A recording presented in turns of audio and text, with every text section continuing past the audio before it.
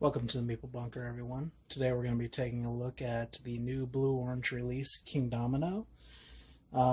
It's a game for 2 to 4 players, plays in 15 minutes, and when they say 15 minutes, they mean 15 minutes or less. I found it to be good at 2, 3, and 4 players. You can play this with kids. It says ages 8 plus. Kids and families enjoy this. Adults will enjoy this. Plenty of good decisions to be made in this one. This is currently been announced recently to be a Spiel des Jahres nominee for 2016, and I'll tell you what, this definitely deserves that. So let's go ahead and get it to the table. I'll show you how it plays, and then we'll have my review.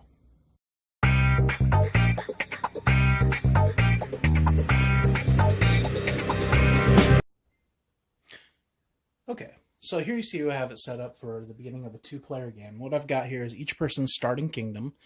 So you can say green here on the left, and we've got the yellow kingdom here on the right. And then each kingdom in the 2-player game is going to have 2 wooden king meeples. So there's 2 greens here and 2 yellows here as well. In a 3-player or more game, each person would have only a single meeple. So there'd be multiple kingdoms out here, up to 4 kingdoms. And what I've got here is I've got 24 tiles out. Each tile shows basically 2 types of landscapes on it. And you'll see here, there's 1. So those are kind of in there randomly. And they've all been shuffled up. And you can play a longer game by playing with all the tiles in the box for a 2-player game. That means you have much bigger kingdoms. In this, your kingdoms are limited to a 5x5 grid. And when I say 5x5, I don't mean 5 dominoes by 5 dominoes. I mean 5 tiles. So there's 2 tiles on each domino. So 5 spaces left and right, and 5 up and down. So that's 25 basically squares that you can have in there, including your starting square, which is wild. Okay, so how do we start a game? Well, first thing we'll do is we'll lay out 4 tiles. So we'll take the top 4 off the stack. You can see there's pretty chunky tiles. And we're going to lay out 1, 2, 3, 4 tiles. And you see each tile has a number on it. And the numbers are typically random, but in this case they're in order. 22, 30, 33, 34. And if these were not in ascending order, you would reorder these. So they are in ascending order. And then you go ahead and you flip them over. So in this case, we're just going to go ahead and flip them over. And then what you're going to do is you're going to take your 4 meeples for a 2-player game, and you're going to hold them out like this, and then each person is going to take a turn taking one. So let's say yellow pulls out. Yellow pulls a green, so they can place green's first move, basically. So they pick this one. Next one comes out. This is the one that green chooses. Green chooses yellow's first move in this case, and they're going to choose this one. And then yellow's going to they got green's second move, so they're going to do this, and then the green guy takes out, and he takes yellow and does this. Okay. So what does this mean? Well, once you have this, then the next 4 tiles are going to come out. So we have this, this, this, and this. And they are now going to reorder them so that they are in order. So 4 goes at the top, 26 down here, 18 here, 31 at the bottom. So we're going to flip these over now. So these are the next tiles that are going to come into play when you start taking tiles and drafting them out. So why are the tiles different numbers? Well, the lower numbers are less valuable tiles typically, and the higher numbers are more higher value tiles. They'll have more scoring opportunities typically in the game. So what happens is when you're on a lower tile to begin your turn, you may want to switch to a higher tile for the next turn. So you'll place out a lower tile, and then on the next turn, you'll place out a higher value tile later. Or you may say, you know what, there's nothing here in this next turn that I really want, so I'm going to go for a lower value tile, and hopefully a higher value tile that I'm interested in comes out later. So that becomes more strategy later on, and you may also want to block somebody from taking a tile that's going to allow them to score. So how do you score? Well, first let's start with tile placement. So in this case, yellow is going to take their first guy off, and what they're going to do is they're going to choose. So I'm going to take this tile, and their first tile is this tile here. So it has a yellow and basically a gray area, so it has basically a field and a swamp. So as you can see, the field here has this little crown icon in it.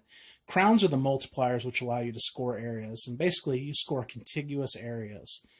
So if you put these down, if they connect to other yellow areas, any yellow areas in a sequence count towards that. So if you had 4 yellows that were all next to each other, and they were all next to this one with a crown, you would score 4 points. Now, if 2 of those areas had crowns in them, and you had 4 things next to each other, it would be 4 times 2, so that would be 8 points. And I'll talk about that in a little bit. There are areas in here that have 0 crowns on them, like the gray area here has 0 crowns, so it doesn't really count unless you have a multiplier next to it. There are areas that have 2 crowns, and I think there's areas that have up to 3 crowns here. So let's go ahead and take you through the first turn here. Okay, so the first tile that you have out for your kingdom here for yellow is basically acts like a colorless area. Let's say it's a wild. You can place any color next to this that you want. So I'm going to place the yellow like this. I've selected this. Now green's going to go. Green's going to take it off and go, okay, well, I've got blue here. You know what? I'm going to take this blue area here because now I'd have 2 areas I could potentially put next to each other that are going to have multipliers. Blue's going to place like this. And then green gets to go again. Green's going to go, you know what? I'm going to take this forest area. And they're going to place now. Now, how can you place this area? I have a blue and I have a forest.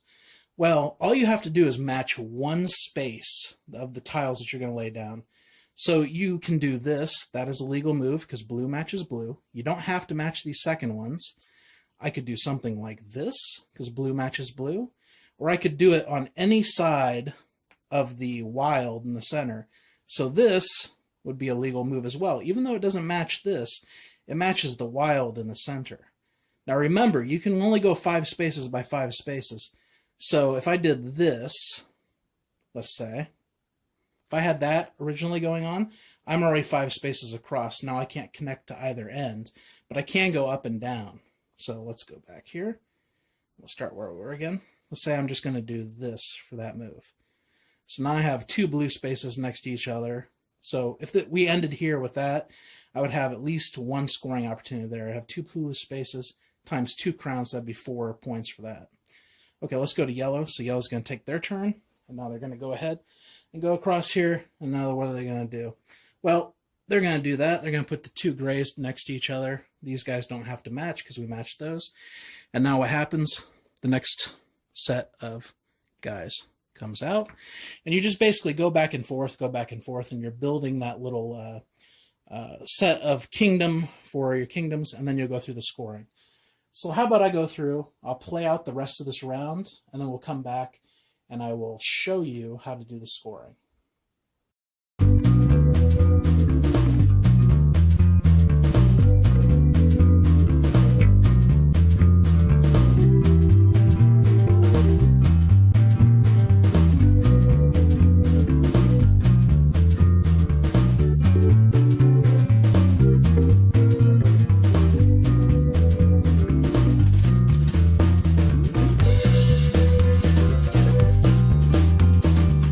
Okay, so we have our 2 kingdoms here. We have our kingdom for our green player, and we have our kingdom for our yellow player.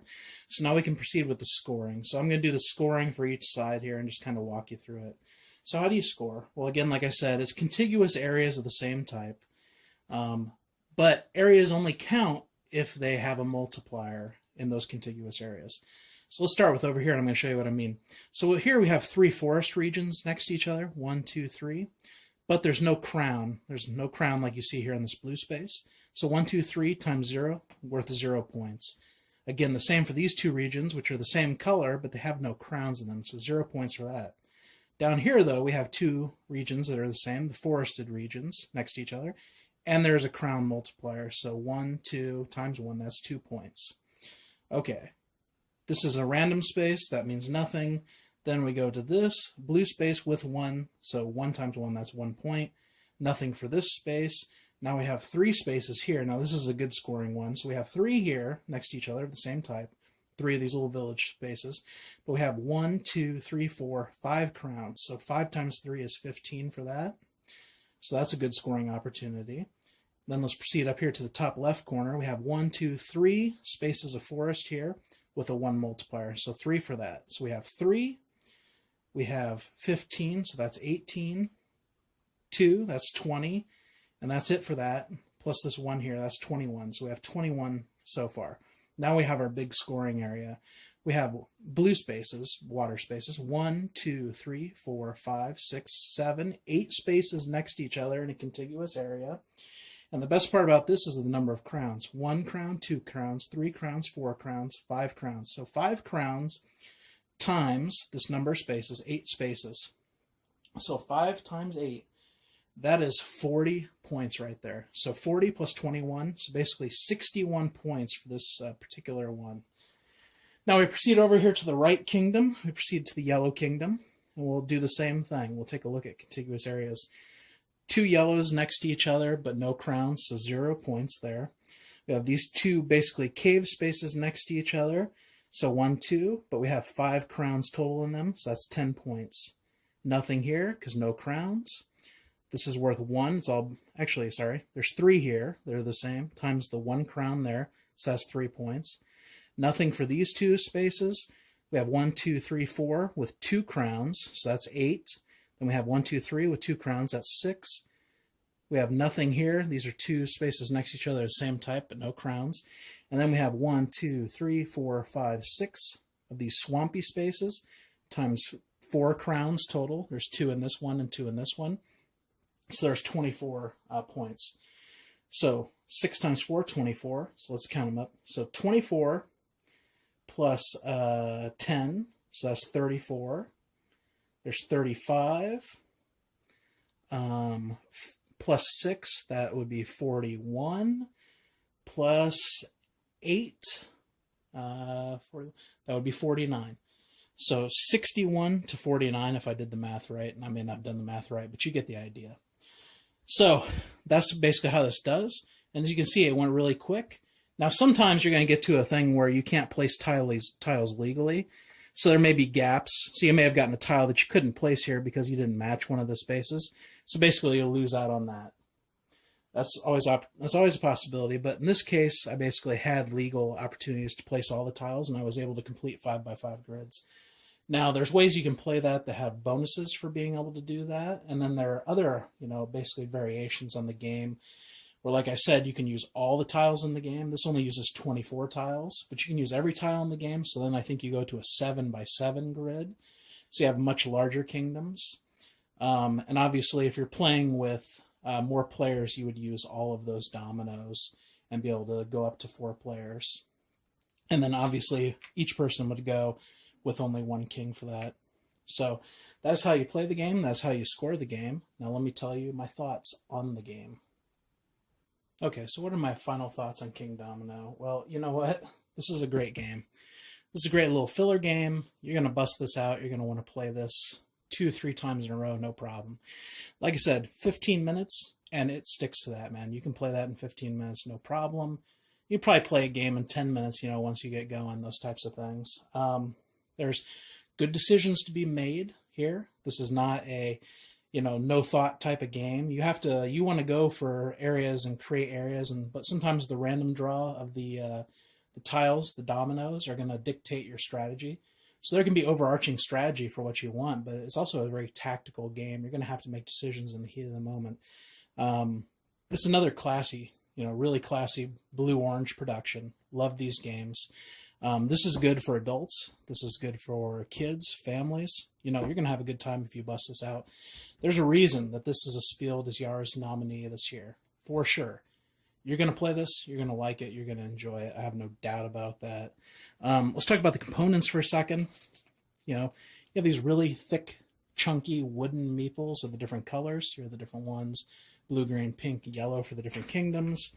You have these little, you have these little guys, these little kingdoms, or the little castles that you assemble here. Not sure if it'll focus up on that, but you got those. You got these really chunky tiles, and the artwork on here is surprisingly, these tiles create more theme than I've seen in games that cost 2 or 3 times what this is. Funny little things that you wouldn't even think about. I mean, I don't know how well these are going to show up, but I pulled out some of my favorite ones. Let's see how well this kind of focuses in here. Oh, it may not focus at all. Let's see. Well, anyways, so this particular one, there's a guy out here in the woods who's fighting a giant spider. It's kind of hard to see on there. This particular tile has the basically the shadow of a dragon flying overhead, and you can see all the little sheep by the thing down there, probably a late snack. There's a guy out here in the swamp who has basically a wizard shack out here. He's got little potions bubbling and stuff. There's a guy out here walking along a path in the woods, and this path in the woods, let me see if I can get this to focus up. Yeah, you see he's got gigantic shoes on. I mean, what's going on there? I don't know. He's just walking in gigantic shoes, of course. You got this water tile here, which is 2 water tile, 2 water spaces. And what do you got here? You got a gigantic underwater creature going along there underneath some boats, some guys net fishing. And then you got a swamp tile here, and you can see it's got these giant tentacles coming up out of the swamp. So, I mean, there's some sort of creature living in this swamp for these 2 spaces. Again, little things like that inside the art that you may not think about. Really fantastic. I mean, couldn't be happier with production quality. The game is tight, plays really well. You're going to sit down and play it 2-3 games in a row. I can't recommend it highly enough. I really think this is a great contender for the Spiel des Jahres. Blue-Orange definitely has a winner on this one. I'm giving this my highest recommendation. That is Kingdomino, Blue-Orange Games. Just, they hit it out of the park on this one. Enjoy. And until the meantime, Meeple Bunker out.